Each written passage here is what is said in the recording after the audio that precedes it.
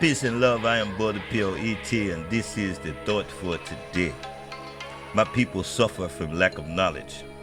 Now, many people, they know where this come from. It's come from the so-called Holy Bible, and people always say, this is the Word of God. So if this is the Word of God, let's look at what it's saying. My people suffer from lack of knowledge. So when people telling you that you're suffering because of racism, well, God don't say that. That you're suffering because of white supremacy, God don't say that either. You're suffering because of Jim Crow, God don't say that. You're suffering because of MAGA, God don't say that. You're suffering because of the Democrats, God don't say that. You're suffering because of the Republicans, God don't say that. He said, my people suffer from lack of knowledge.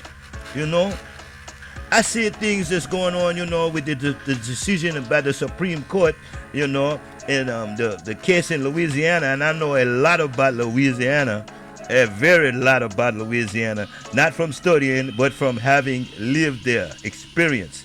Okay, so you got people telling people to go and register and vote in mass, and listen, I'm not against that, I'm not for it, I'm not against it, but I'm really looking at it and I'm thinking to myself, okay, who you voting for?